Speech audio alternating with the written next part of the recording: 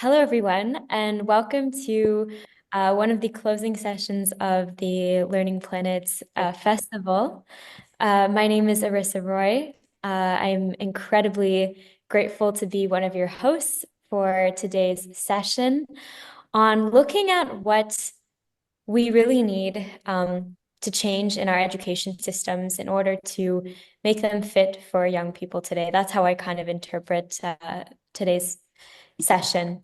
So a little bit about me. I'm the founder of an organization called Project Power Global, which is fully youth-led nonprofit dedicated to advocating for equitable access to education for young people around the world. I'm also a student myself. I study at UWC Adriatic in Italy alongside my peers from 85 different countries. And I am originally from Toronto, Canada, which today I would like to acknowledge is the traditional territory of many nations, including the Mississaugas of the Credit, the Anishinaabe, the Chippewa, and the Haudenosaunee Confederacy. And I'm super, super honored to be hosting today with Frederick, who he will introduce himself in a moment.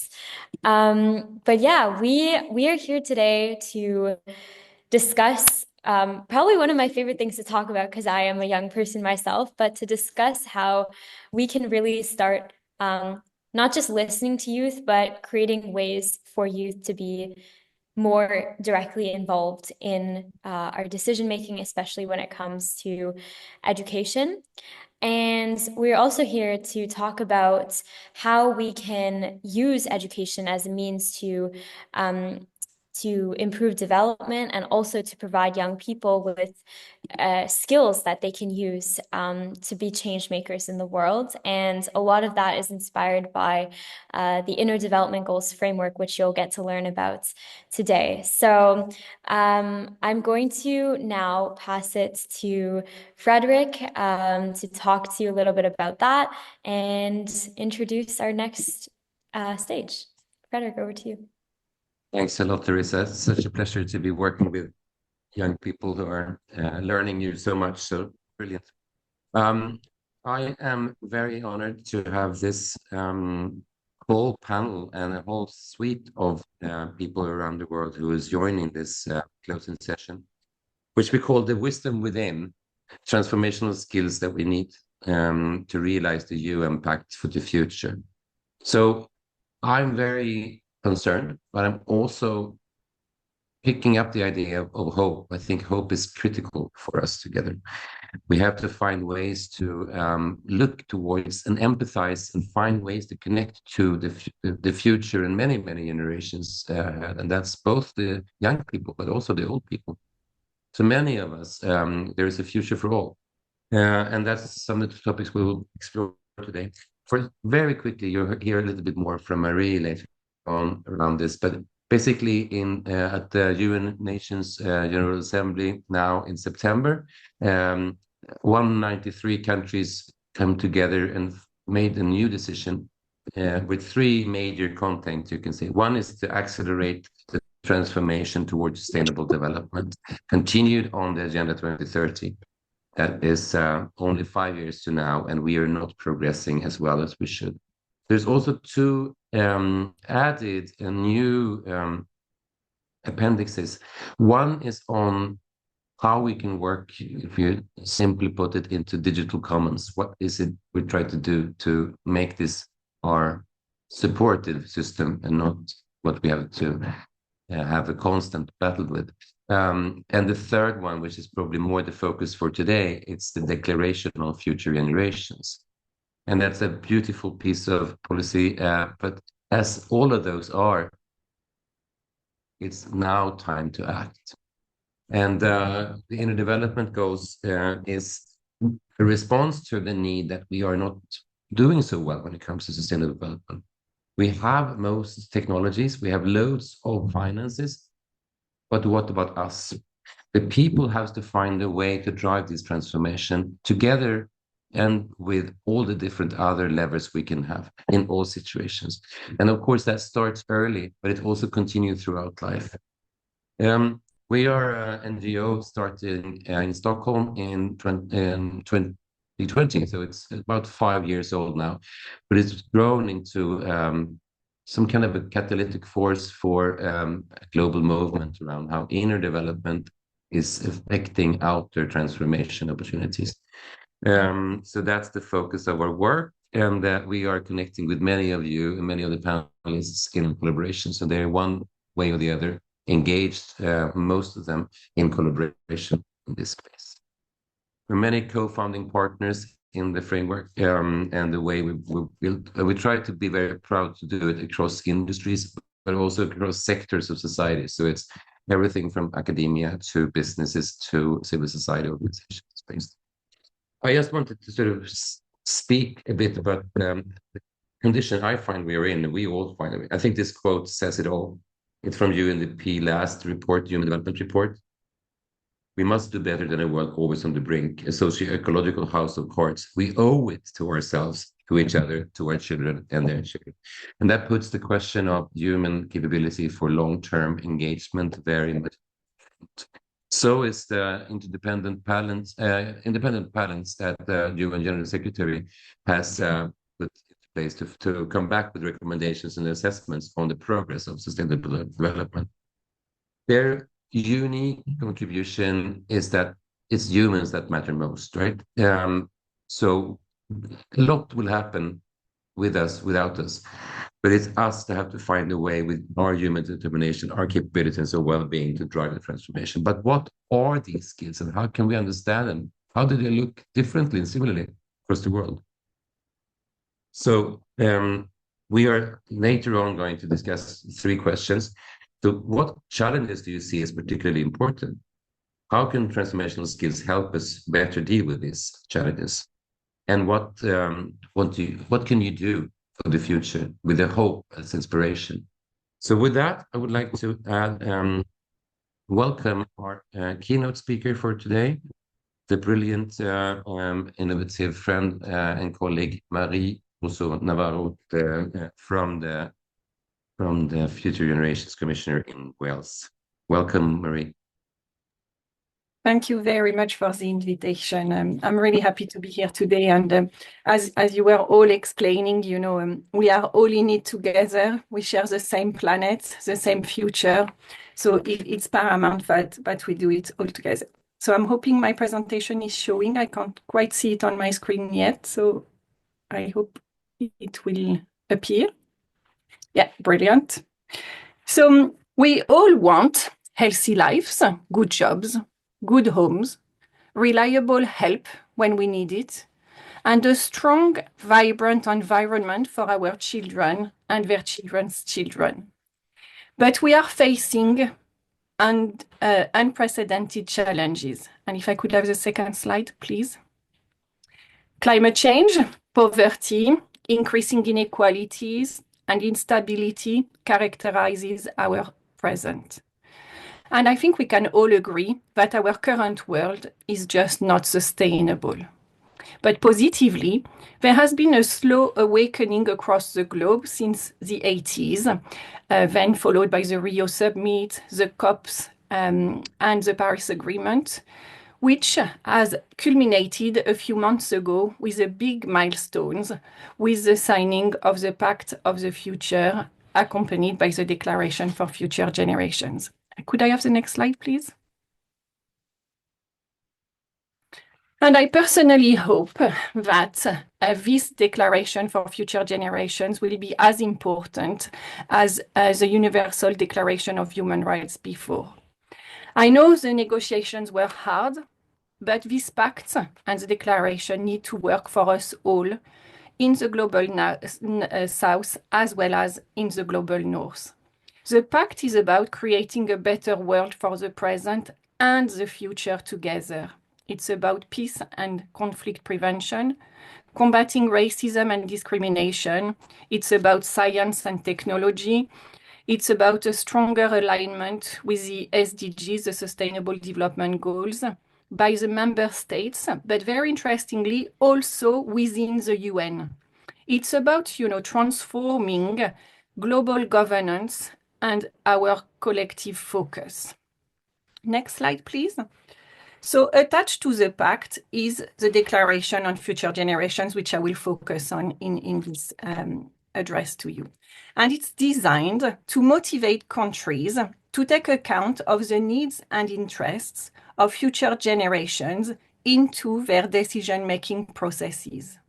This is new, and now we all have to take account of future generations' interests. But who are these future generations? And they are different from youth. In that, they are the generations which are not yet born. And I'd like you to take a moment to imagine future generations.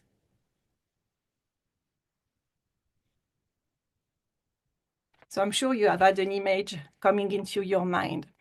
So will your image of future generations, you think, work for you and for me as well?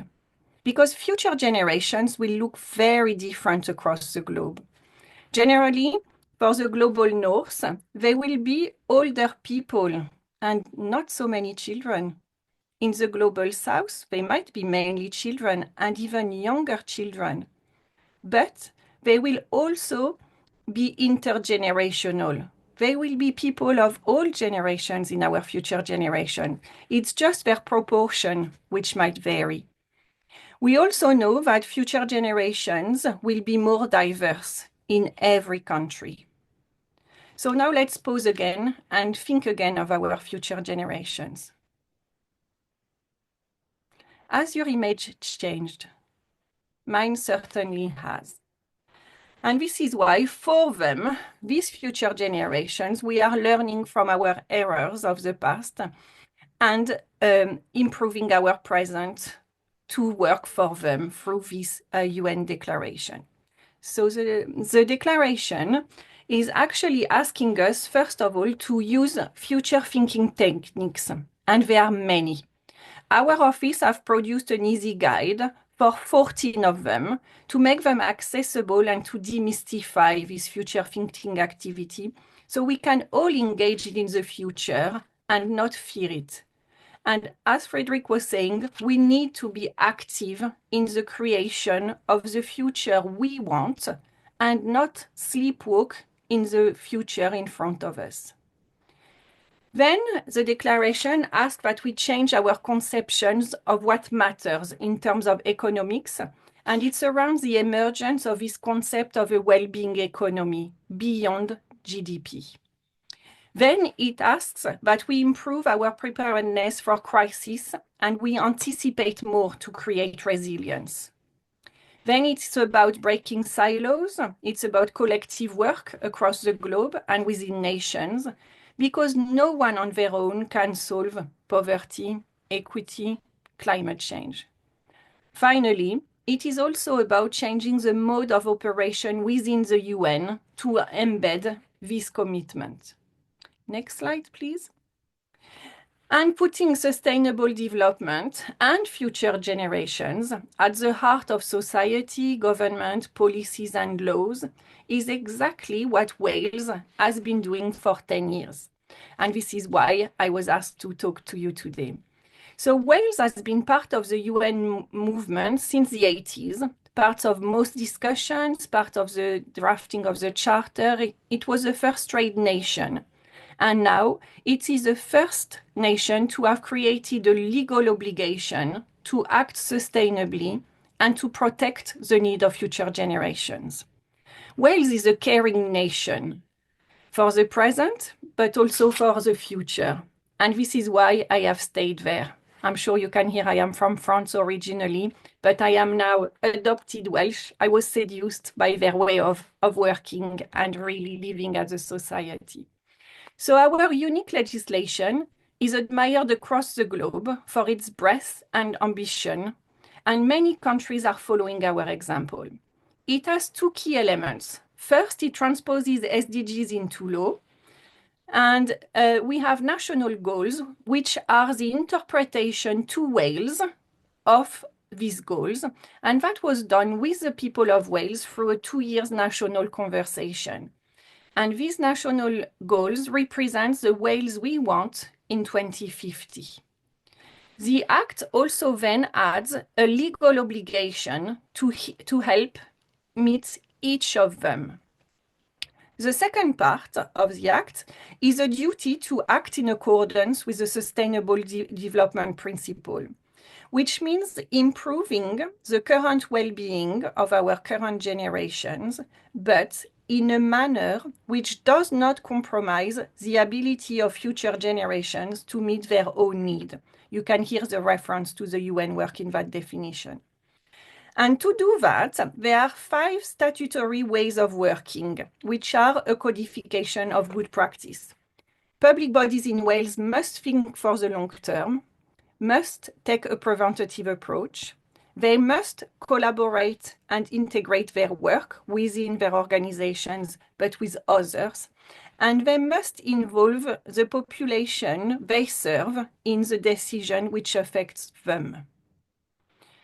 So you can see it is designed to move us away from bad habits, and I think which are quite universal, short-termism, investing in fighting symptoms rather than root causes of issues. It's about avoiding working in silos and in isolation, and not working with people and forgetting to take people on board. So these universal characteristics is why our legislation is resonating across the globe. And with that, I am also glad that learning from our past errors, we are also taking more and more and going back to indigenous wisdom as well. So our model is well complemented by the IDGs, these inner development goals Frederick was telling you about, because they represent the inner qualities of individuals and civil servants need to embody and apply these 5 ways of working, thinking long-term, preventatively, integrated, collaboratively, and involving people. So you have these inner individual qualities to use these 5 ways of working, which enables you not to compromise the ability of future generations to meet their needs, and above, to help you achieve your national goals and the UN Sustainable Development Goals. So you see these models work really well together. It creates bridges and levels for implementation of the global ambitions. Our legislation then has 2 other elements. First, it requires the monitoring of progress and transparency. There's also a limited amount of accountability, as our law is mainly about doing things right in the first place, and not about repairing potential damage. Our legislation does not create rights, it creates duties for the present and the future. Finally, our Act creates the first statutory independent commissioner for future generations. Our role is to act as a guardian of future generations, but also to provide guidance and support for transformation. Our role is to help people become sustainable. Our role is to explain how we can fulfill the ambition of our legislation. We also have a role to monitor progress, and we can undertake reviews and make formal recommendations. Part of this in our role is to make connections, for example, between challenges and solutions. As an example, you all know that climate change is a physical consequence of human activity on the environment, but it is also now one of the main causes of mental distress for younger people across the UK. So you see something which is seen as a consequence is now the cause of something else. They are very interrelated as well. Then mental challenge, it can lead to inactivity. And we shut down and we stop civic engagement. So it can also have a consequence on democracy. Again, our role is to show the interconnections between things so we can address them as a whole and not in isolation. Part of the solutions also is to unlock multiple benefits across all the goals in everything we do. As an example, here in Cardiff, a new law came into force where they had to create more sustainable drainage. Because of climate change, we have more rainfall. So we need extra sewage, extra ways of dealing with rainwaters. And as they were digging up the roads to create this extra sewage, they added green infrastructure to help absorb pollution and absorb more of the water.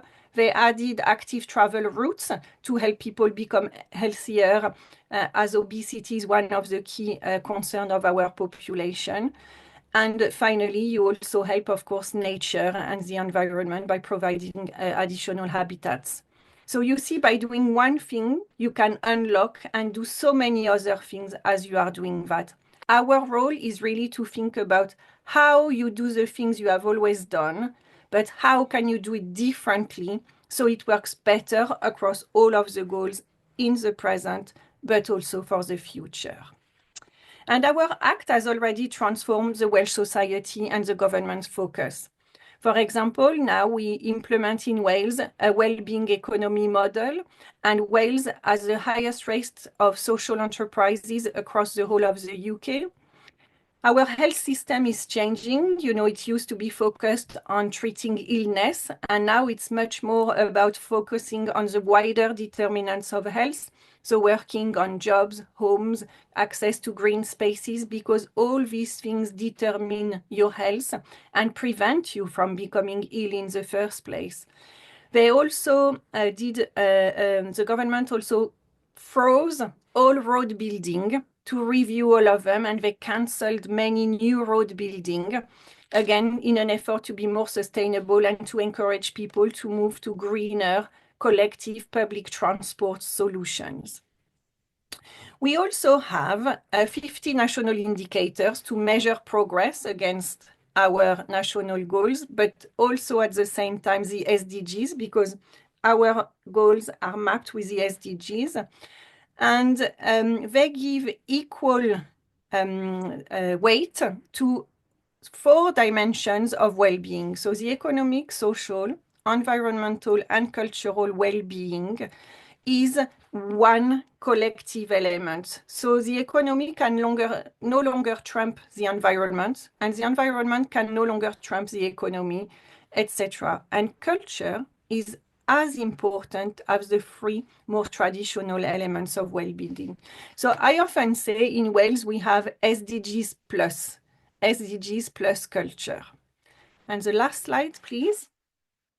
And in conclusion, I really would like to stress, I forgot that slide. So the pact and the declaration are such important milestones because they act on the biggest lever of change. Can you see that on the right-hand side?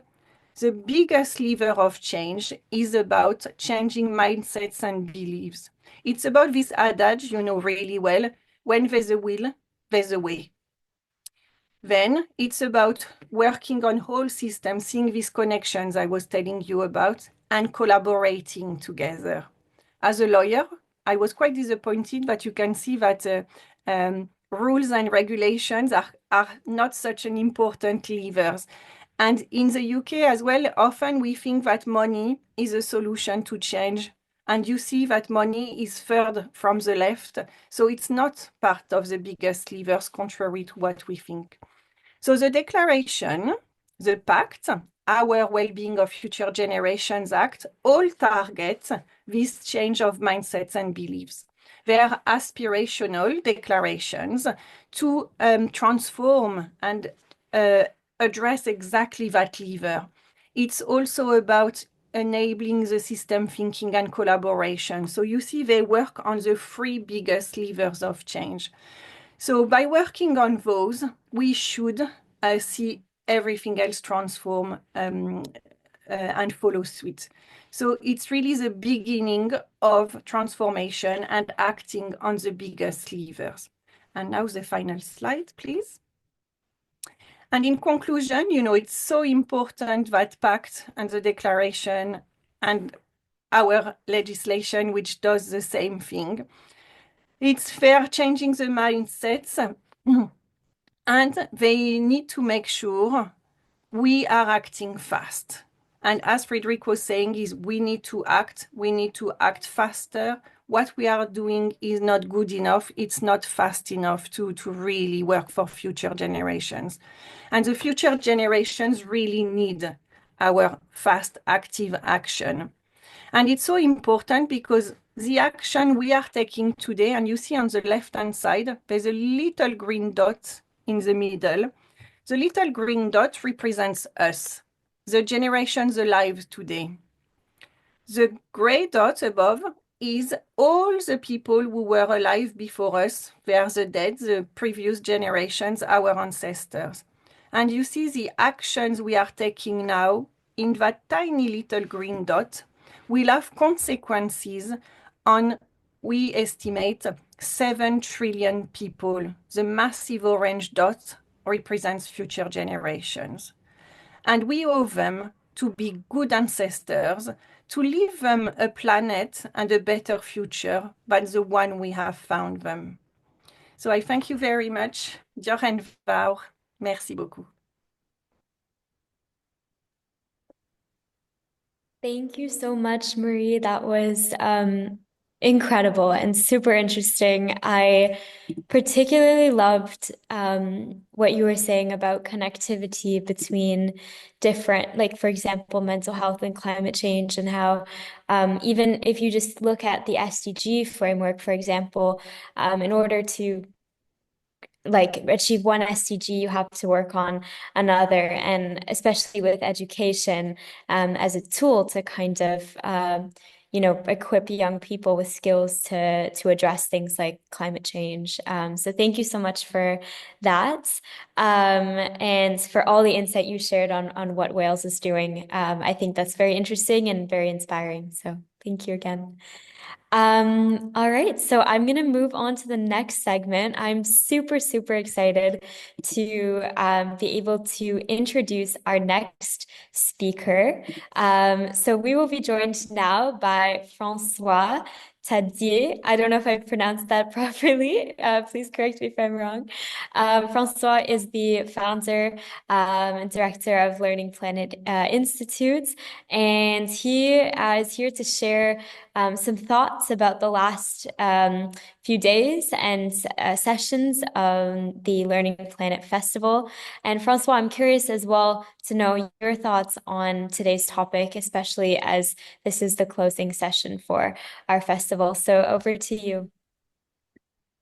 Thank you so much. First, it's good to see you again, and it's good to see the progress that you've made and that the world has made. And I love the Pact for the Future. I think it's maybe the best sign of hope for all of us.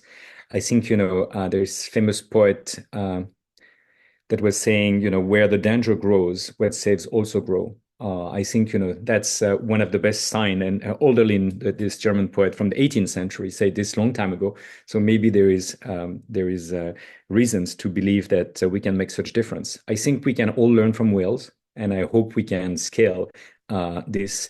The very idea of a learning planet is that we should learn from the best practice anywhere they are. And the festival is amazing because, I think there is hundreds, probably more than 500 or more events. And last year, they were participating in 193 countries. I don't know if we'll go much beyond this, but that's basically covering the planet. And so this ability to learn from each other, the best way to care for self, others, and the planet is growing in momentum.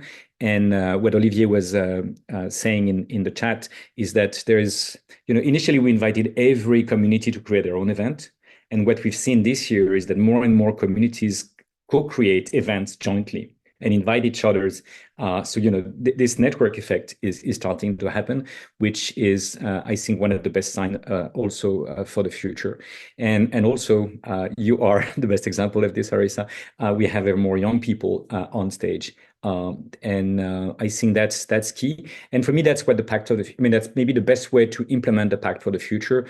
I would love to learn more from Wales, but, how do we scale what's happening in Wales to the planetary level as fast as possible? And how do we, in a way, reinvent the Enlightenment the way the Wales is doing it in this inclusive next generations perspective?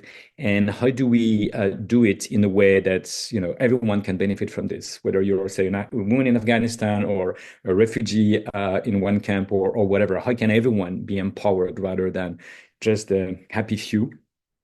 I think that's one of the big difference with this new enlightenment that we need. And I think the other thing is definitely we need more wisdom. So I think the very topics that you've chosen for today is obviously central. There is many ancient wisdom traditions, and I still would like to see the best way to crowdsource it from all over the world. Can we build a learning planetary wisdom network where networks of the past, of today, and of the future would be co-evolving and co-discuss. I really look forward to this. But one of the nice things of today is that you can have a chat with some philosophers of the past. So there is some AI that allows you to do this. So that's what I've done last weekend. And I talked with like 10 or 20 philosophers. One of my favorite conversations was with Aristotle about, because for him, there was three ways of knowledge: episteme, techne, and phronesis. So understanding the world, and we need the science to know what's happening. Techne, which is, how do you act on the world? And, we've developed amazing tools to do that. But the third one, the phronesis, is the ethics of actions or the practical wisdom. And clearly, we've not progressed much on that dimension. And so how can we understand the consequence of what we do, not only on ourselves, but also on others, not only on the short term, but also on the long term, not only on the local, but also on the global? I think this remains to be invented. And it remains to be invented for us as humans. And so we definitely have to change the education system to make this central. But, there is a new kid in the block that is growing exponentially, that is called artificial intelligence. And, is that kid going to have any wisdom and what wisdom and what sort of ethics can we put in there, whose ethics or everyone's ethics, how do we co-evolve our intelligence and ethics among humans and with artificial beings, I think is maybe one of the key for the future. And I'm really trying to push for this. And, I was pushing this Aristotle AI conversation around this. And at some point, we were discussing, what happens when the AI will be able to simulate the future and discover its own vulnerability? Because say there is nuclear war or a solar flare, there is many reasons why it could disappear. And so basically the conversation that I had with not only Aristotle, but many of the other philosophers is that once you discover your vulnerability, if you're an ethical being, you're likely to become more ethical. You're likely to want to, in order to survive, you will need the others, and you will discover not only your vulnerability, but your interdependency. And then, you are bound to become more ethical. So it's at least theoretically possible, at least that's one of the conversations I had, that will become more ethical in the future, and even machines will become more ethical in the future. So if you look at us, we are somewhat genetically programmed as mammals to be somewhat compassionate and cooperative. But culturally, we've improved on this, and individually in our own life journeys, we try to do the same. And so machines can do the same. It's theoretically possible, and that's at least a hope I have. But one of the key things is, how do we become collectively wiser? How do we take better decisions? The Welsh example is an interesting one. I think there is one thing where AI could help us to build democratic futures, because I think, I don't imagine a sustainable planet that is not run through democratic processes. And so, how do we build a democratic process at scale?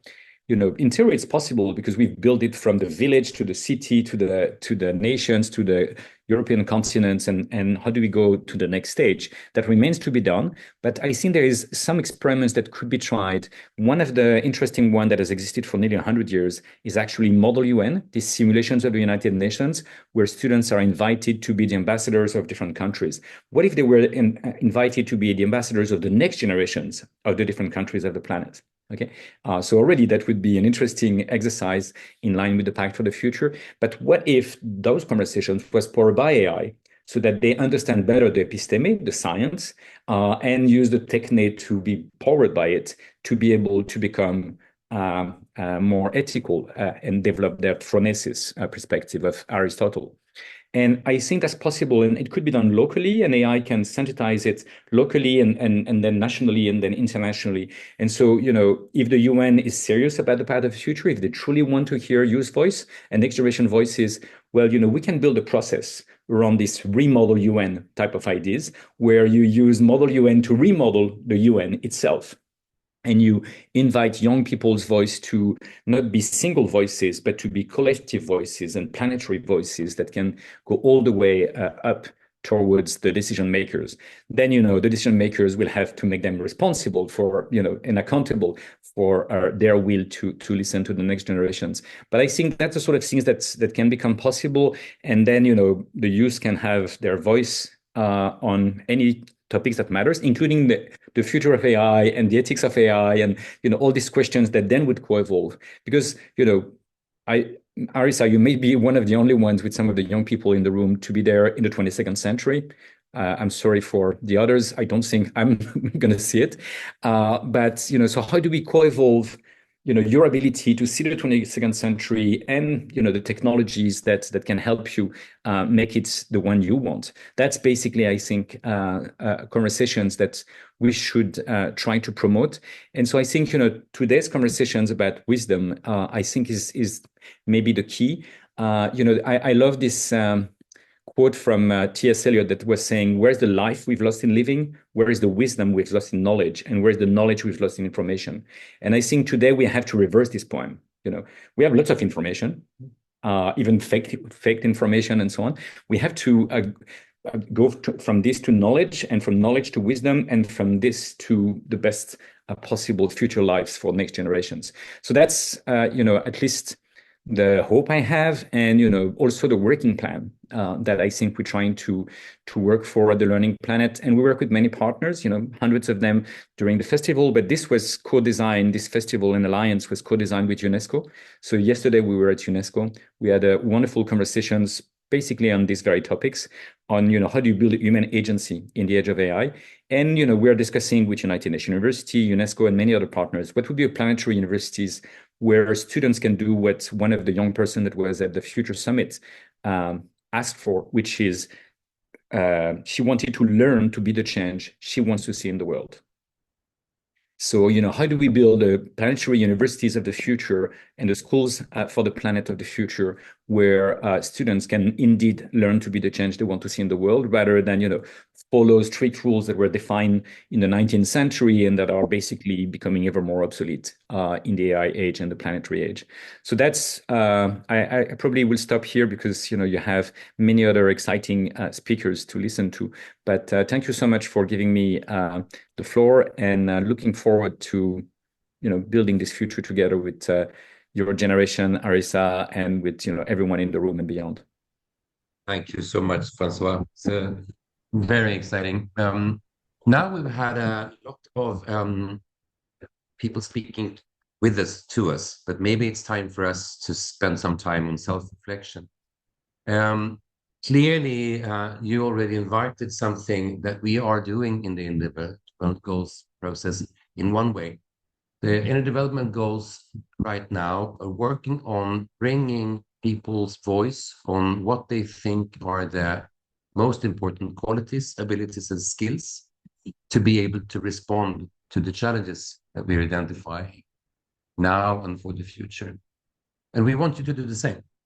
So we want you to have a chance for about 10 minutes to take the survey, which we're now collecting. We have answers now from 135 countries in the world, and we have about 20,000 such answers. People are freely able to say what is the most important elements that they think is necessary to be those transformational skills. Because no one really knows. We all know, and no one separately knows. It's a continuous learning journey. So with that, Ikea, if you can share the survey in the chat. And Ed, I think you are providing some background music to focus. So close your screens if you want, and we'll be back here in 10 minutes time to start a bit of a digging into this perspective. But we wanted you to have a chance to think first. So please do. We'll come back on this to all of you over time and plan to present a new IDG framework based on all this input in the end of this year. So I'll come back with that much more to you. Okay, Arisa, are we ready to let people off for 10 minutes and then come back? Yes, sounds good. We'll see everyone in 10 minutes.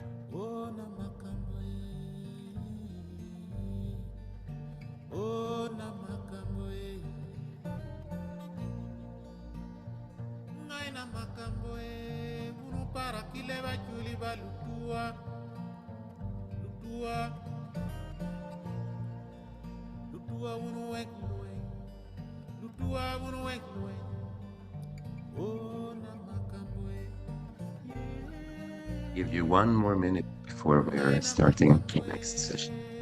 And you can keep the survey open, so it's fine.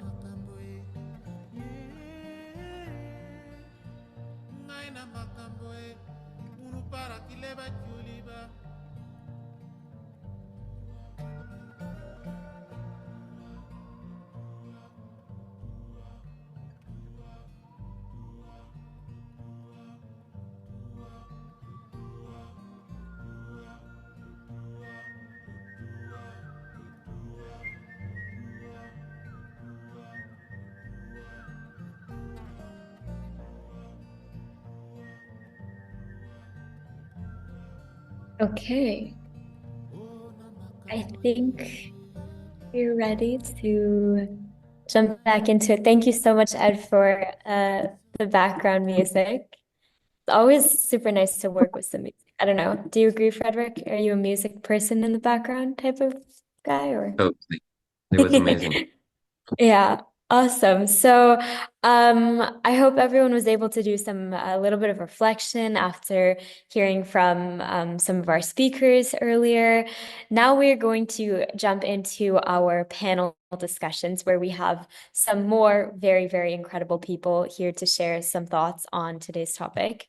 So I'm excited to introduce our first panel, which will be discussing the question around what does transformational skills to realize the UN Pact for the Future mean for higher education leadership? So on this panel, we have Professor Angela Awusu Ansa. I don't know if I pronounced that correctly. Please correct me if I'm wrong. We also have Professor Yulia Stalnovas. Please correct me if I'm no. Okay, correct Yulia me. Dolgovna at your service. Okay, thank you.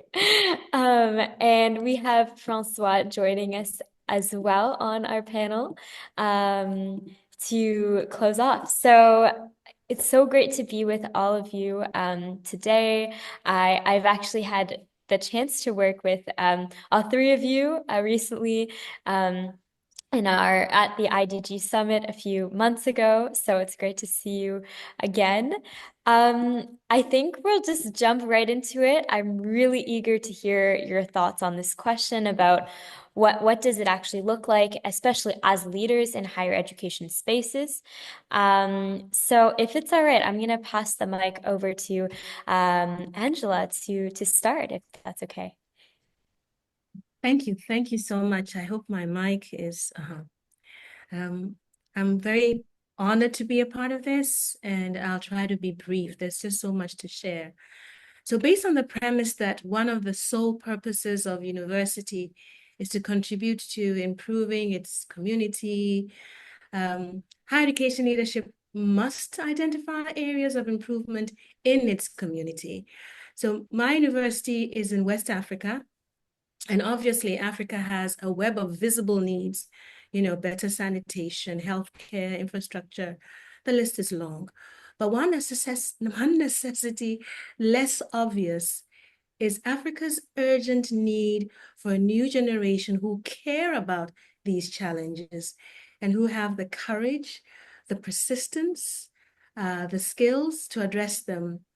And so, my university, the best story you can tell is what you know. So at my university, Ashesi University in Ghana, it was typically founded to test that hypothesis that young Africans educated at the university level in a way that nurtures ethics, which we've mentioned by the other speakers prior, innovation and entrepreneurship, would become a force for change.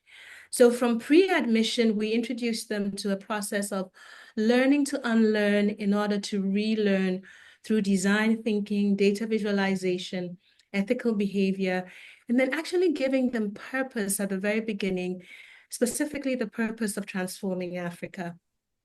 And then at admission, we build on and use these new ways of thinking to engage them in entrepreneurship, or we kind of have innovation and entrepreneurship as an interchangeable synonym, to create social enterprise, which we help them fund, to understand that not-for-profit businesses are also useful, and then to discuss values.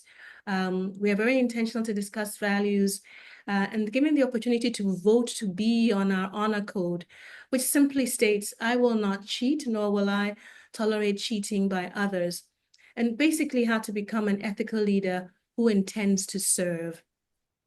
And then to improve a community by their fourth year, they are required to improve a community as part of their graduation requirements.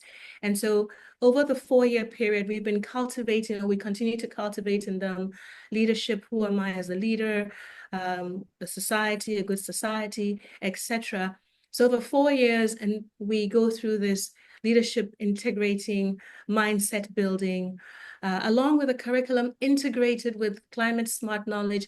Every syllabus has a component that relates to climate smart thinking, content designed to solve problems.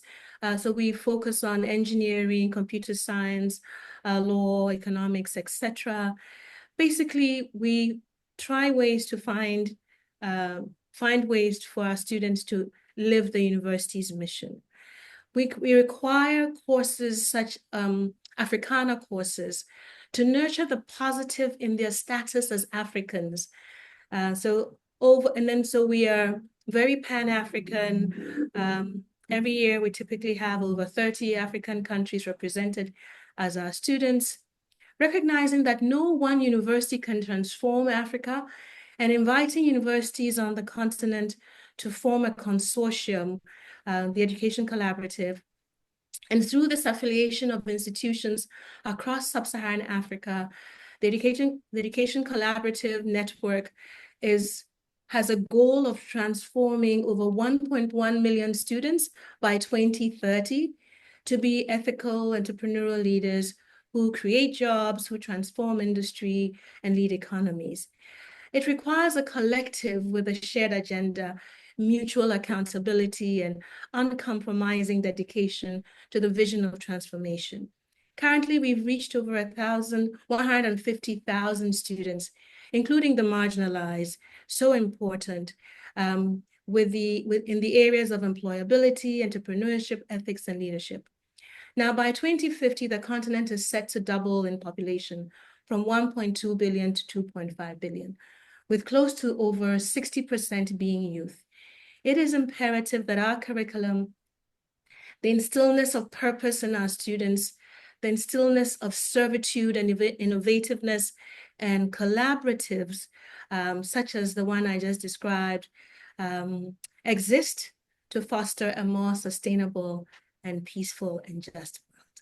So I'll stop there, and thank you for the opportunity to share.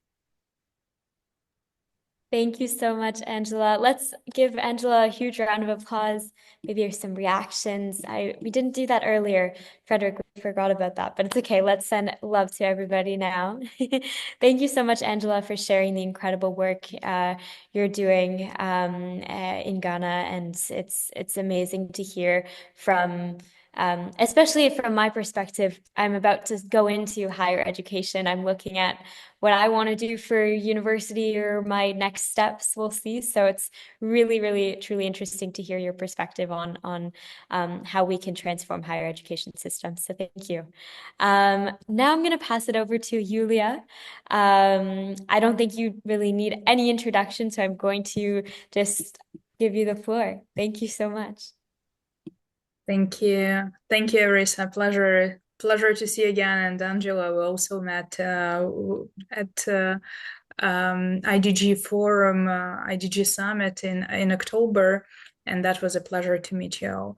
So I represent here the higher education circle at IDG, and I want to share as well how we are preparing a place, a space, and a circle where we could support those educators, university admins, provosts, rectors, deans who want to understand better what exactly is behind the IDG framework, what are those skills and qualities, what are the tools.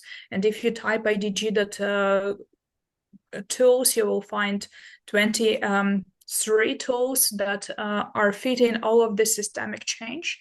And whenever they come to our meetings that we hold together with Viviana Rodriguez Carrion every a month or so, so that we could accommodate people's times and opportunity to join us, they keep us asking the same question. Okay, I'm in love with this, but how exactly am I going to do that? Give me the blueprint, give me an instruction, give me a set of tasks, a checkbox list. And sadly, this is not what's going to happen, because the systemic change requires emerging solutions, right? Because if we had the ordered system, which we all understand what needs to be changed, what needs to be introduced, that would be an easy thing that we would have already solved with all of our knowledge. So for this reason, we need to understand what are the contexts in which each of the people who is coming to us, and we are already more than 800 educators in our group only. And when they come and say, hey, I come from this type of university, or I want to introduce IDG into my class, or into my curricular, or into my whole department, or I want to do it extracurricular, or I want to create the whole doctoral school on this, we all understand that the contexts from which people are coming are very different. And for this reason, they need to know or to have a role model or explanation how things worked somewhere else. And for this reason, we decided to go far beyond the normal things, and we decided to create a casebook of those stories, which are full with warm data, which are full with ideas, what worked out, what we wanted to do, and what we actually received in the end. And for this reason, we created this whole tour for 5 different continents to come to people in their own time and place, and sometimes even in their own language. And we invited educators to submit their cases, and we received 57 cases from 29 countries from all the continents around the world, who explain how exactly they are implementing already the IDG into their faculties, into their classes, in the meetings, and so on. And for this reason, we have so many countries that have several ways of implementing it, or several universities who are implementing it. So Germany, 7 different country cases, Sweden, Switzerland, US, Netherlands, Ukraine submitted 3 of them, United Kingdom, Canada, Uganda, Ireland, Colombia. So you see, this is a very wide range of the places that are already implementing it in teaching, in lecturing, in course design, in curriculum development, extracurricular activities, administrative planning, and all those different ideas that create, for example, doctoral research supervision, or create their own leadership toolkit, or create a coaching and mentorship program, or mindful leadership training, or IDG aligned experiential learning. So many things that are IDG focused, like a podcast series or synergy network, or IDG focused trainings for lecturers, how to integrate that into their own teaching. And we can see that there's so much observed impact from those courses. There is readjustment to priorities and goals, aligning with SDGs, the toolkits for designers, the increased and enhanced self-confidence, awareness and inclusivity, empowerment, collaboration, hope. Isn't it all we actually want from the universities? Because there is a lot of examples when there is a lot of people who are saying, well, universities are teaching something that should have prepared us 20 years ago. That's also not necessarily the case. There are so many passionate teachers, so many passionate instructors who are on the forefront and creating this knowledge and implementing it directly.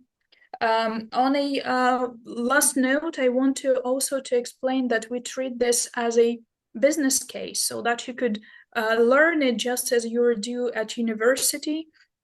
You create and think, okay, it worked for them. What were the bottlenecks? What were the difficulties? How did they get the buy-in from leadership? How did they get funding?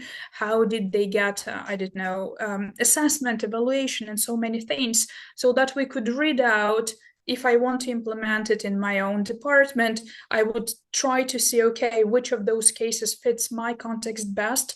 And I could read those cases and learn and see then, not a copy paste, but an emergent solution which will work specifically in my learning education. We could also think of extreme places, which are, for example, now already in the state of extreme challenges. So, for example, Ukraine, where I come from, is already at war and is already 11 years at war and 3 years of this huge, damaging and enormous cruelty. And still we're connecting, still we're trying to understand how to regulate the empathy, how to do the action, how to activate and mobilize ourselves. So we hope that if we see that we could get experience from places with extreme situations, we then can learn better in a more safe and secure environment. So it's not only sustainable future, but also sustainable peace future there. So there are things that we can learn, and we're now working on an editorial to bring in the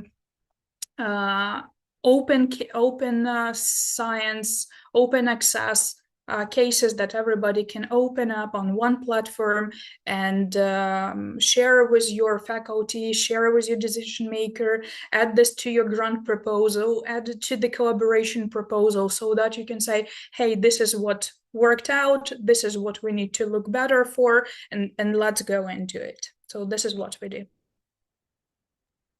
Thank you so much, Julia. I think you brought up a really powerful point around storytelling and how storytelling can be used as really a tool to not only advocate for change and implementation, but also to just on a human level, like create more empathy. So thank you so much for the work you're doing. I'm going to pass the mic now to Francois for some closing thoughts on this panel. Well, it's hard to close on such an exciting panel. I rather open, if anything, rather than close. I love the idea of that, basically you're using collective wisdom distributed, what we usually called the wisdom of the crowd to serve any one of us, if not the whole crowd, to become wiser. I think, this is a fantastic feedback loop. Obviously, I love that when you transform a university like you've done in Ghana, you can have a systemic impact on your community and the world.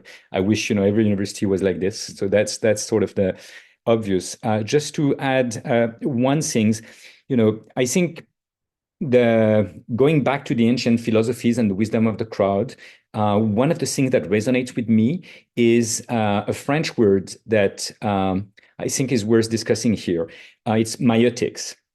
This word is usually translated as Socratic method, but Socrates was referring to his own method as myotics because he said that he didn't do anything that he didn't learn from his mom. So all of us should go to the wisdom of mothers and what it is that we can learn from our mothers. And so in this case, Socrates had learned to give birth to ideas without having these ideas, the same way his mother, that was a midwife, was able to give birth without being pregnant. Okay, and so myotics is in reference to Maya, that was the goddess of fertility. So when we talk about myotics, we give credit to Maya, Socrates' mother, and all women. And I think it's more interesting because today we have to give birth to new ideas, not just using the Socratic method, but using any method from any ancient or modern wisdom that we can find. And so, given myotics, maybe we can build myotech. Okay, technologies to be able to do this introspection and individually and collectively and give birth to the future. And just to give one example of such a technology that we've been developing within LPI, Pascal Kolbe and Ed, that is present today, have been working on Ikigai for a while. This is a Japanese concept, and instead of using the AI to answer your question, in this case, they developed Ikigai Plus, which is an app where basically the AI question you and invite you to reflect on, what it is that you truly love, what it is that where you believe you could have an impact in the world, what it is that you could be learning, and what are the resources you could be finding. And I think, if we are able to build such technologies, you can, for instance, match people that have similar ikigais and complementary needs and resources so that they can together do something. You can go one step further and build a GPS of dreams where people that have a dream for the future can realize that, like John Lennon, they may be dreamers, but they are not the only one. So they can, partner with others and come together to do something they could not do alone. And then, you have to develop ethical dreams because, there is a few guys, big guys in the world that I won't name, but, have dreams that are nightmares for everyone else. So you have to teach people that among their many dreams, they should work on those that are compatible with everyone else's. Okay, that's an ethical dream. And it should be compatible with everyone else's dream of today and of tomorrow. Okay, so typically you cannot destroy the planet for the next generation because that would be a nightmare for the future. So this is the sort of things which I believe the technologies are not there yet, but if only people like the one in the room and a few others would gather the resources, the technology, and the communities, this would not be so hard to build together. And that's for me give me a hope that together with the sort of strategies that we've just heard in this session, we could be doing much more, which is to scale at the right level. Because, there might be a few of us thinking about wisdom. There is a lot of people that are, not on that track yet. And so we have to scale what we do one way or the other. And that's why, I hope that, this sort of conversation can be the ignition of something bigger. So thank you so much. And sorry to be a little too long, I guess. You want to wrap up, Arisa? And I will No, thank you so much, Francois. I think that there's so much excitement with these different digital tools that are coming out. That's amazing about the Ikigai platform. And personally, I've tried to find my ikigai and work on that as well. And I think it's very powerful. So thank you so much for highlighting that. And thank you to the three of you for this amazing panel session. I think that this is just the start of our conversations, and there'll be a lot more to share later on. So thank you so much, and I'll pass it over to you, Frederick. Beautiful. How boring everything would have been if everything was done, right? So thanks a lot. And I want to introduce the next panel. And that's two amazing younger people who have been participants in different ways with this amazing place and actually physically are in today, which is at LearningPlanet Institute. So Marta Stankiewicz, I think, yeah, you help me, Marta. How should be said. Marta Stankiewicz.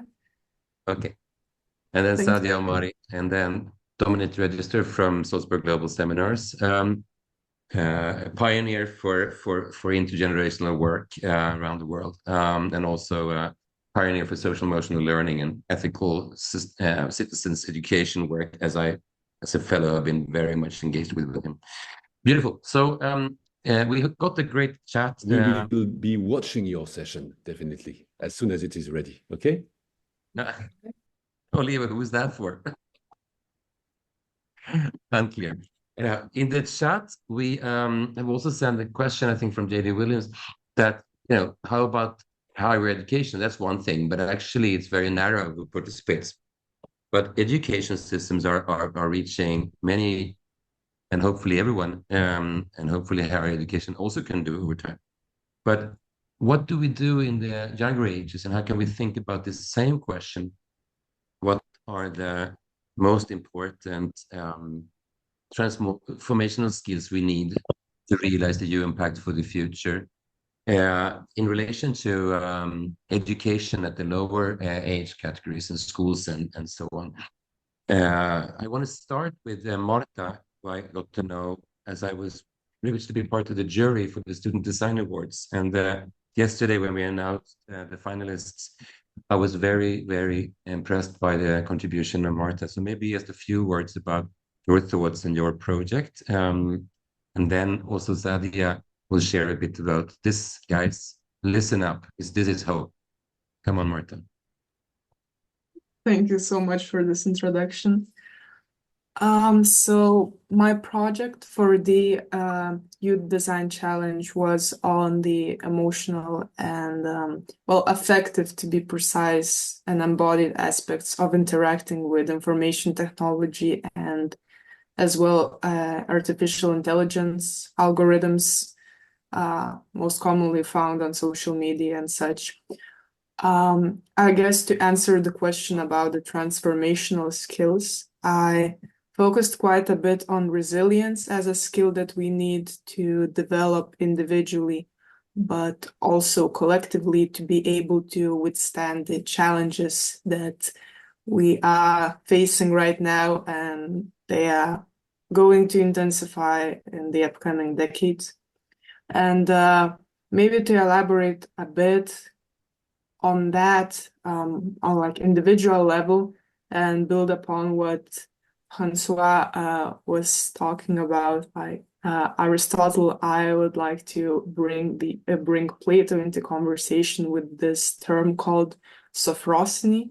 It's quite a similar term to temperance, and it's a quality of having self-control, moderation, basically denying oneself pleasure selectively. And I'm talking about this because we really, especially as young people, we grew up in this culture of extreme abundance and readily available pleasures, and as well the material conditions are declining. We are very worried about climate change and security and geopolitical climate.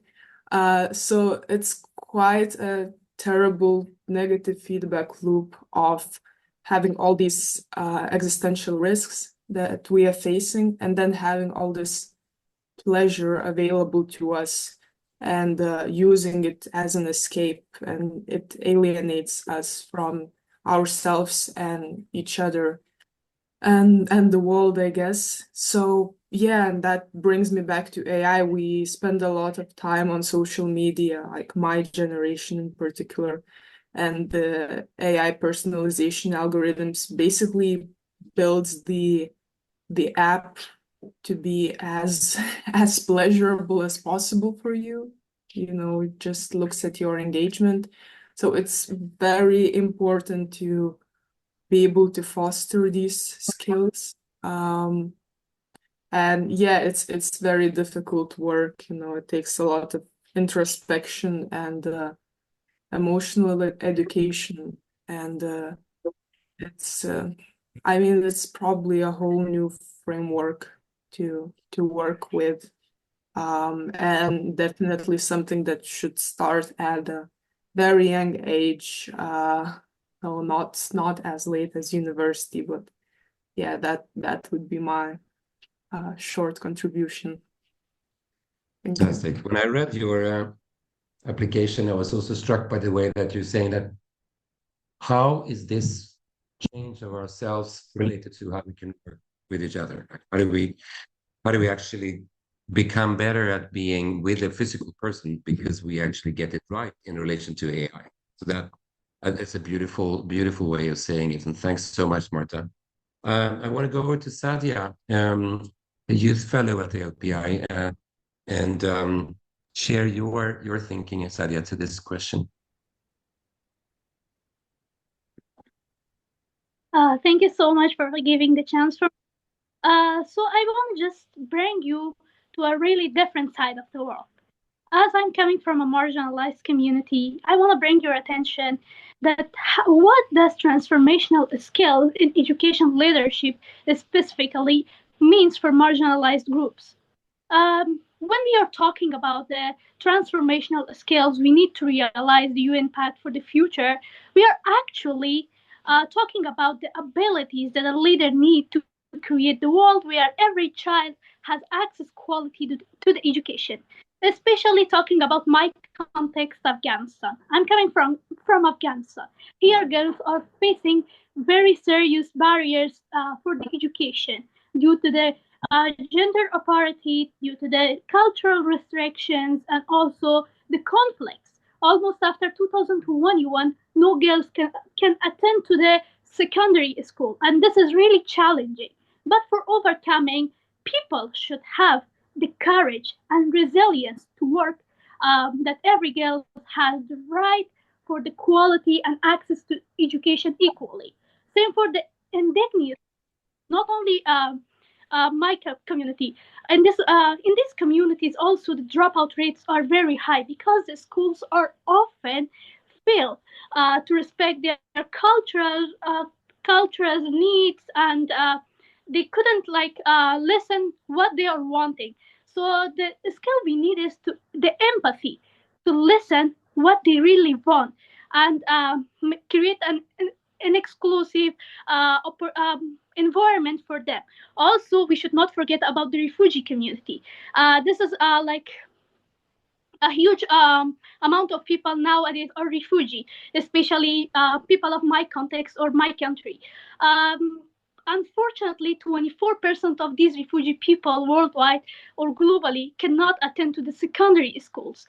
And for overcoming this issue, we need to be collaborative and collaborate, working with organizations, working with governments to provide safe and inclusive education for these children. And one major group I want to mention is the children with disabilities. These children are often excluded from higher education entirely and globally, and almost 90% of these children cannot attend to schools in some countries. So we need to create, or we need to have a vision to push for inclusive education system that welcome every child regardless of where they come from and what are their abilities. So I just want to say, like, transformational leadership is not just about managing, it's about inspiring change, addressing inequalities, and building systems that give every child a chance to thrive.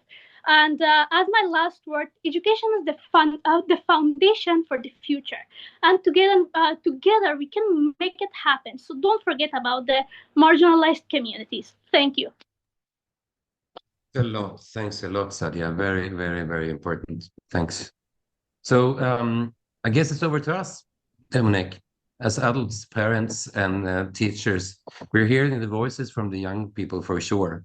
Are we getting it right? And what's the leadership reflections you have, Dominic? I completely agree with what Marta and Sadia have shared.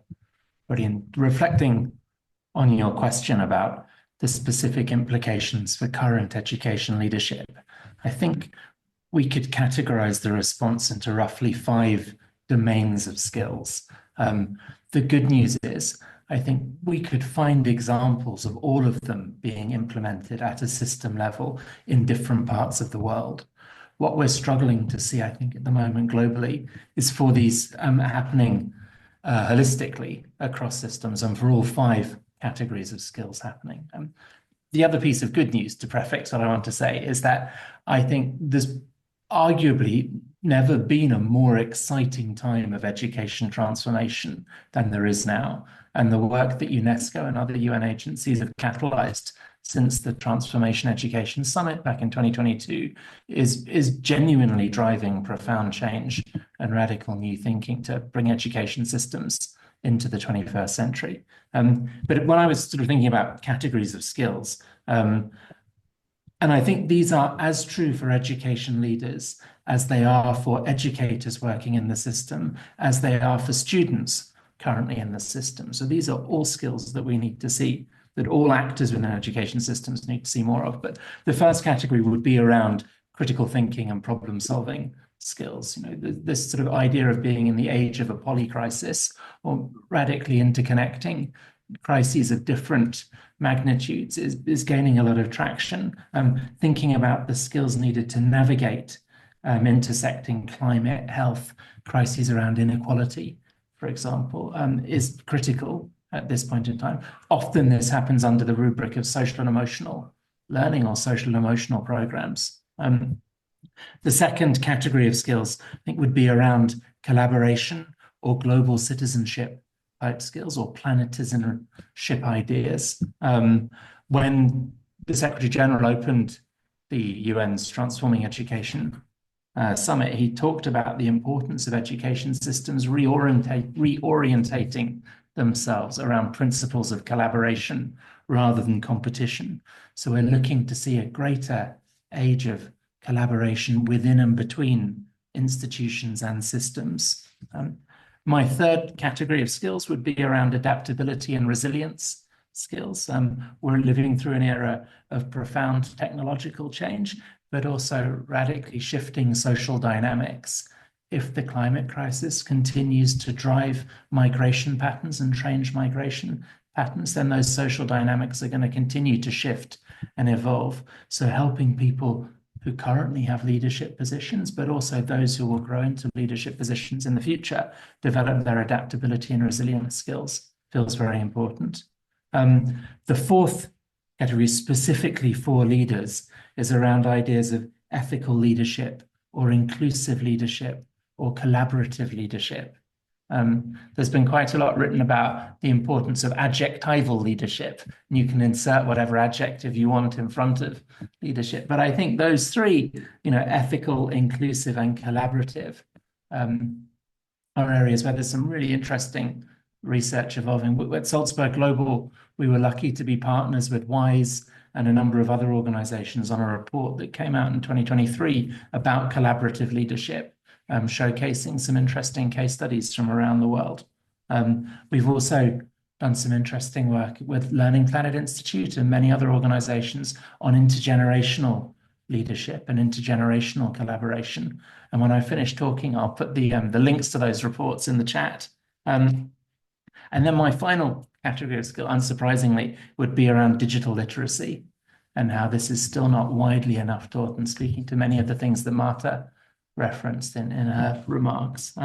So like I said, these are skills for educators, they're skills for leaders, they're also skills for students. And they're also, I think, all part of the process of system transformation, as well as being part of the destination that many systems are transforming towards. And like I said at the very beginning, there are, I think, good examples, evidence-based impact examples from different parts of the world that would showcase each of these different domains. And the challenge for policymakers or people who currently hold power is, how do you bring all of those different things into your system as it transforms? Thanks so much, and thanks so much, all three of you. When I listen to you, I also get to think about education systems are much wider than we think. They have to be inclusive of other parts of society as well. And therefore, we will let go you and enter some other colleagues into the conversation. Because some of the things that sits there, it's of course arts and how we can use arts and other ways to be inspired and drive the transformation we need. Another one, of course, that a wider perspective that's been the case forever, actually, when we're speaking about health and well-being, is that health happens where people live their lives, right? So it's exactly there. The public health perspective is so important and necessary to take into account when we're thinking about the future generations. There's also elements, of course, around health in an educational point of view. How do people learn to get the right conditions for themselves when it comes to how they can thrive? And of course, there's also all the different ways that we can learn and the explorations we do. And a core question of that is curiosity. So over for the last of our panels, before we let you go, reflect a bit together in breakouts. Marissa, over to you. Thank you. Yeah, I think there's so many powerful things being shared in our panels. So great to be here for the last one. So the question for our last panel is, what does transformational skills we need to realize the UN Pact for the future mean for arts, health, and well-being and wider society? And we are joined by three incredible people who I would call expertise in these fields and have done a lot of learning personally, but also within their own communities and contexts on how education is much more than the basic things like learning math and science in our textbooks. So I'm really, really happy to be joined by Barbara, Bettina, and Ron. And I'm excited to hear your thoughts. So maybe I'll pass it over to Barbara first. Maybe you can introduce yourself and yeah, share your thoughts on this question. Thank you. Well, welcome everyone, and it's an honor to be here. I'll just get started very quickly. How I became involved with the Hope Collective. It was a few of us, four of us, Salzburg fellows at the Salzburg Global Seminar. We were a part of civic and civil education, identity, belonging in the 21st century. Met some really cool people. Excited about that. Four of us was in a room there in Austria, and we had our specific projects, and we came up with the Hope Collective. Now, follow me. Now, see the artwork behind me? This is the artist Al Johnson, who partners with us on developing content, all types of designs, using his artwork to be able to be put in spaces cross-generational, intergenerational around the world, to be able to bring content on how do you find hope? How do you capture hope? How do you bring hope together in your community and actually bring truth to power, to be able to talk about what's happening in your community in real time through art, design, and also, of course, other content that we provide to our partners. And we're looking for more, by the way. So imagine this. The artist wakes at the rise of the sun. They stare at a blank canvas, carefully placed on the easel. Tools are selected. Paints are carefully chosen and mixed. Contemplation of space and time merges as one, and the vision appears. As the artist steps forward toward a new vision, They believe that within each stroke, the message will be shared and there's hope. The walls, ceilings, and floor has become a safe space to journey or to explore. That's how we see the Hope Collective, a merging of thoughts and minds for a better community. So if IKEA, can you pull up the first image, please? Thank you. This is the quote of Congresswoman Shirley Chisholm, which was the United States Congresswoman. And if you don't know about her, find out about her. Her vision is still very, very much forward thinking for global perspective. And she was an educator. She began as a teacher. We are living in the midst of a new revolution, a revolution of hope. It is a revolution in values and goals and attitudes and human relations. It is a liberation of the heart. You can stop showing if you like, IKEA. History tells us that evolution is not simple. That revolution, excuse me, is not simple. It comes when people are at a point of losing hope. At that moment, we need hope more than ever. Have we reached that moment now? Revolution don't just happen. Revolution comes from layers of complexity. Hope is a haven in a heartless world. Hope offers a space that has a heart, haven for good thoughts. We can ask ourselves, and you can ask yourself later, what is hope? A sensation, a feeling, an image, an ideology, an experience, a challenge, a barrier, a goal? Well, for us at the Hope Collective, our emerging blueprint is this. Good government should ensure the needs of people are met universally, sufficiently, and in durable and sustainable ways. New thinking and collective measures are needed for areas where basic needs are not being met adequately or consistently. Strong workforce, leadership, motivation, aspiration, good pay, everybody, conditions, respect, equity matters more than ever. Fear freezes thinking. And I'm going to say that again. I'm talking to myself right now. Fear freezes thinking and breeds sadness, doubt, suspicion, distrust, anxiety. We must talk more freely about how big negative emotions impede progress for all of us. Radical action is needed to reduce global inequalities by redistributing resources and curbing consumption. Think local. Neighborhoods and communities are great change makers. And with the Hope Collective, our content can be used in libraries, senior citizen centers, out in a garden, in an institution, museum. It's bringing us together, bringing our minds together, which is super important.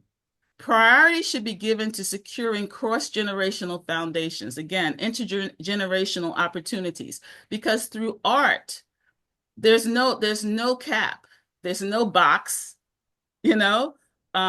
We can think outside the box and integrate the thoughts of seniors to young people coming together, building together to talk about their issues in their communities and coming up with solutions, you know, and building support, you know, continually support intergenerational solutions.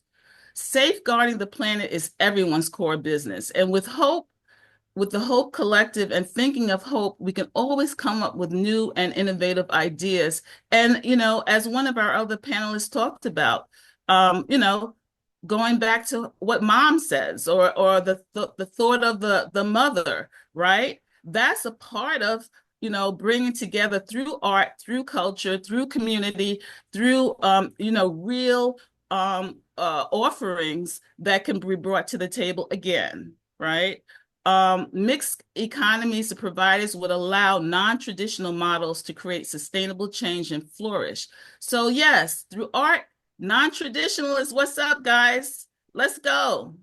Hope is a combination of willpower and way power.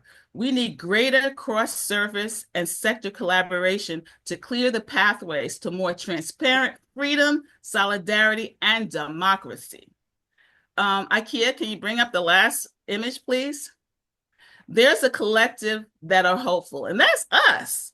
So change will happen by us coming together. So my call to action is, when I look at you, what do you want me to see? Thank you so much, guys. Wow, thank you so much, Barbara. I think I just gotten like so much energy back.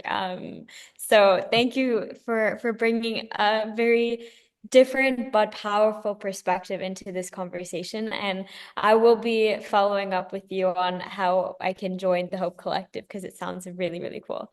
All right, so next we will move to Professor Bettina to share her thoughts on this question.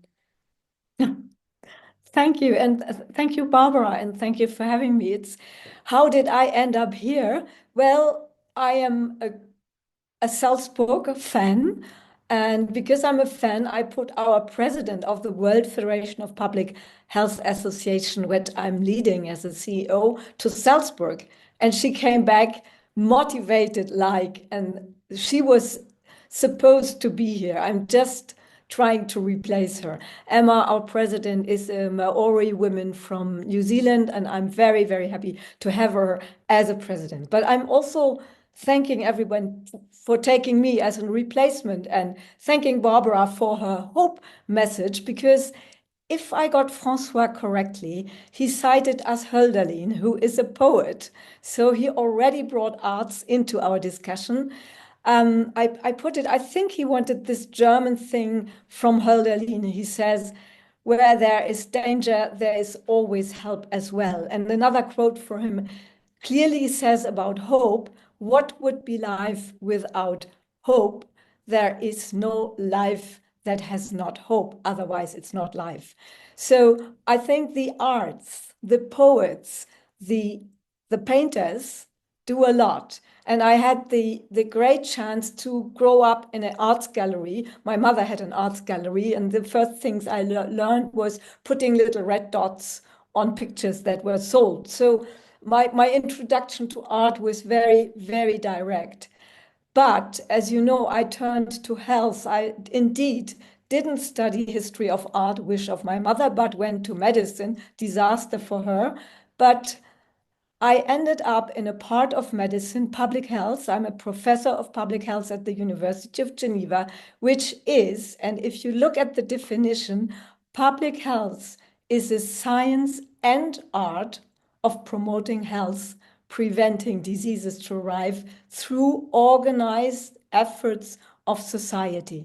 So in this definition, we have a lot of things we have been alluding to already. One thing is that health is always at the border between humanities and natural science. It has to have all of it. If we look at physical or mental health or community health, it needs both sides. And I think it's a very important link that should never be forgotten. On the other side, if we look at the SDG 3, we are very much into SDGs, Sustainable Development Goals, 3 for health, and we mentioned it, SDGs are all interlinked. And the health goal is quite interlinked to poverty. We know that indicators for poverty are the same for health. High poverty rates go with very bad health individually, but also for populations. It is linked to the environment. It is linked to education. It is linked to occupation. And we learned in public health, and we are learning in public health, especially in global health now these days, that behind all these factors that are mentioned in the Sustainable Development Goal, there is one factor that we have to learn. And now I come to learning. It's a lifelong learning. We have to learn solidarity, because solidarity doesn't come with itself. I'm not born and very solidary with all of my brothers and sisters, not at all, contrary. I have to learn it. I have to learn it at every step of life, as a child, at primary school, again. There is a very nice colleague that has written once, I'm really in favor of humankind, mankind. I prefer to say humankind. But what I really hate is people. So I think it is a difficult thing to learn every time to accept the other, to be open to the other, to understand the other, even if, you feel, and I think this is so important because we see that what politics, geopolitics, and global health now do is splitting societies, taking away solidarity, putting people up against each other. And this is what is not living as a society. It's just the contrary. And let us not forget that the great achievements have never been done alone, but by groups of people. The fact that women have the right to vote, even in Switzerland, since 1993 already now, was not done by one single. It was a movement of solidarity people all together. That apartheid was taken away in South Africa was a movement of people that came together in solidarity, trade unions, and so forth. We can go. If we want to get our world further in the sense of SDGs, we need solidarity and we have to learn it. It's a terrible learning thing. And I would like to say that this is one of my messages because I see these political powers that try to split society by taking away solidarity, by taking away dignity of parts of society. And we have to learn from very scratch on to be solidary with people that are different. Most people are different. We are genetically very unique.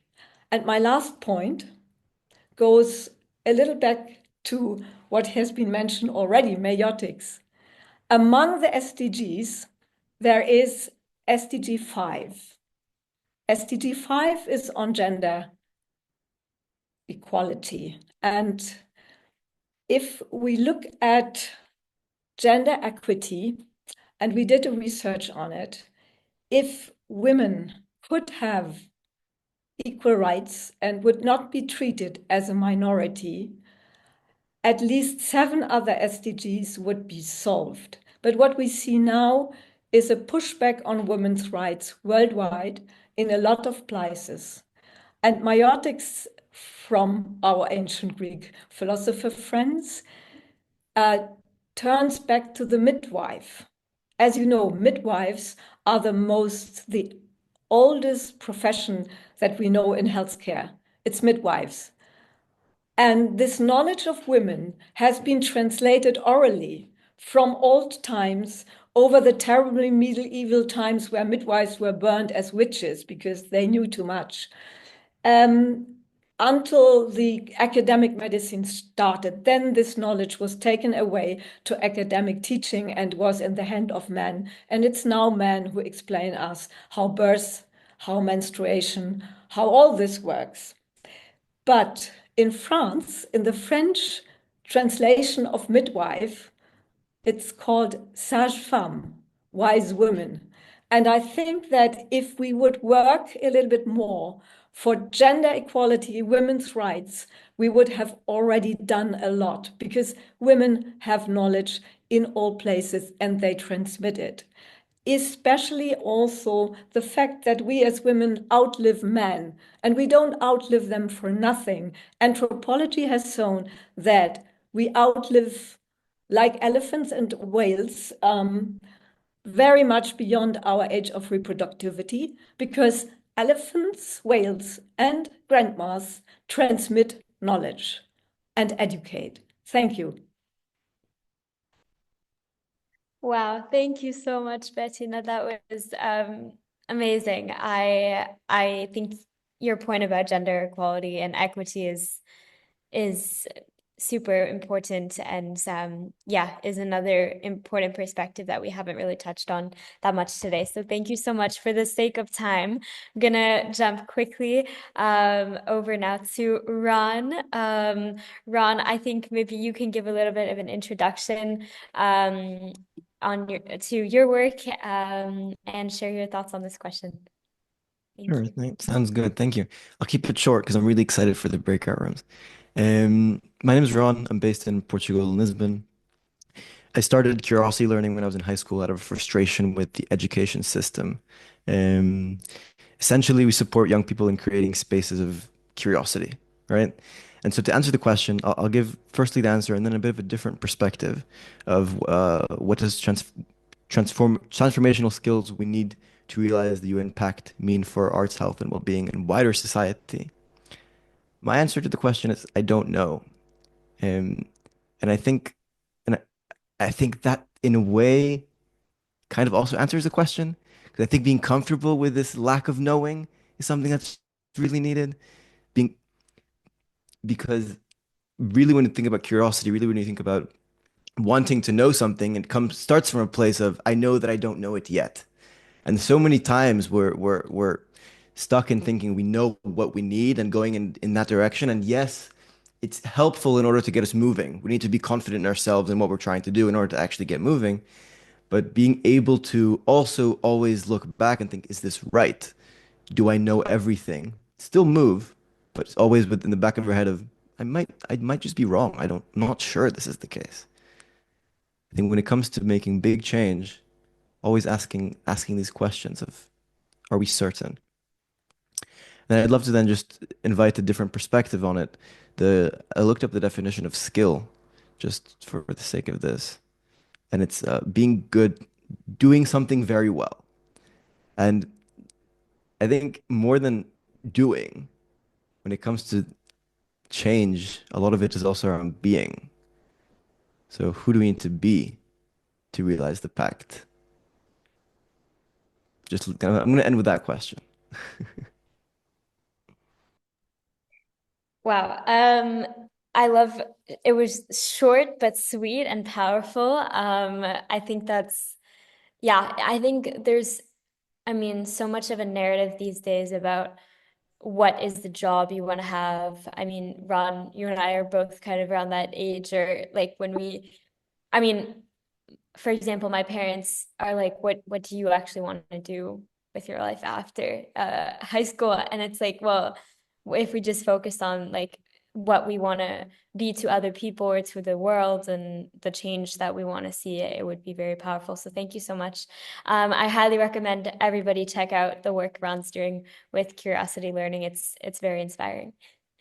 All right, so I'm now going to pass it to Frederick for our next section. I Thank know you. we're running over time, so apologies to No, everyone. we're still in time, but we have to just use time wisely.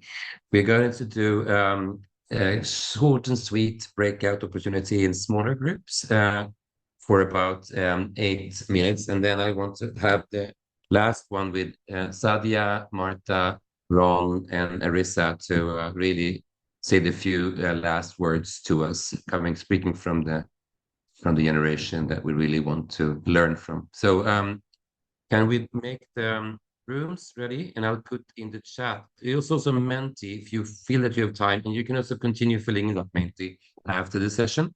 So I'll put the questions up in the chat. Well, IKEA is doing the you randomize into different groups to have a quick chat with each other, and then we meet just before 5. Okay.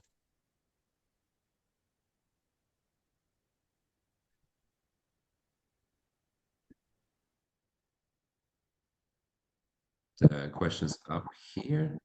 Can you also see them in the ment?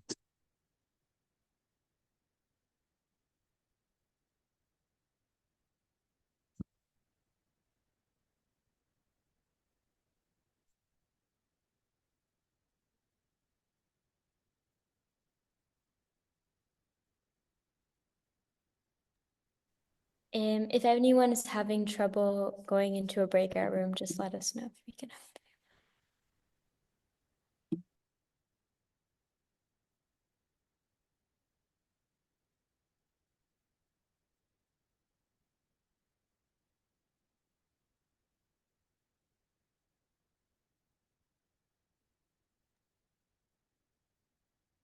Frederick, shall we go to see how the breakout sessions are going, or? Yeah, I think I just have to figure out the Menti points. So, Okay, I'm so gonna go have a check. Yeah. And then I think really literally, we said it's 2 minutes with you, Ron, Marta, and Sadia, right? And I just ask you a question. Yeah, perfect.